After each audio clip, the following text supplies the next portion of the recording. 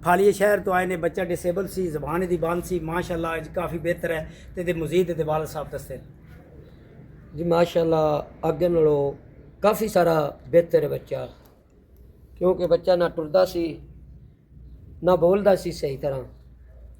इन्हां कोलों दवाई लेंदे रहे हैं, इन्हां दी दवाई नाल माशाअल्लाह अल्लाह ताला करम कीता है, फजल कीता है, बच्चा ठीक होया, गल्लां भी करदा है। माशाअल्लाह जो डिसेबल सी माशाअल्लाह ए थोड़ा गोडे दा फर्क रह गया, माशाअल्लाह चलन लग पिया। ते थोड़ा जिहा बेटा सीधे हो जाओ, सीधे सीधे हो जाओ, पर वो थोड़ा ये जिहा इत्थे ਇੱਥੇ मामूली गोडे दा फर्क रह गया, मामूली, क्योंकि गोडे थोड़े करीब हैं और इंशाल्लाह मज़ीद दा तकरीबन 4 तो 6 महीने कोर्स है। इंशाल्लाह अल्लाह ताला खैर की बिल्कुल ठीक हो जाए। देखो बेको हुण चाह मंगदा पे अबू कोलो।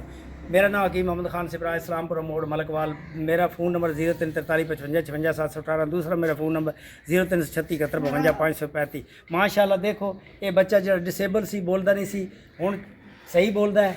बिल्कुल कोई किसी वास्ते पैगाम देना चाहो? हाँ बिल्कुल, गलबात सही करदा। ठीक है जी। मज़ीद इजाज़त चाहने तो पहले अर्ज़ करते हैं कि किसी के बच्चे डिसेबल हैं, तशरीफ़ लाए हो। मेरा नाम हकीम मोहम्मद खान सिपरा, इस्लामपुरा मोड़ मलकपुर। मैं माशाअल्लाह आर्मी टेक्नीशियन स्कूल च पढ़ांदा रहा माशाअल्लाह।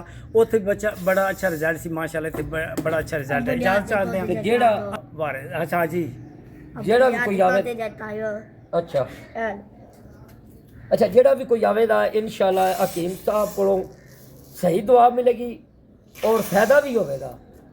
और हकीम की दुआई नाल अल्लाह के करमों ते फजल नाल उस बच्चे ने भी जेड़ा भी मरीज आवेगा उन तंदुरुस्ती इंशाअल्लाह मिलेगी। तो फ़ोन नंबर दस। आपका शुक्रिया।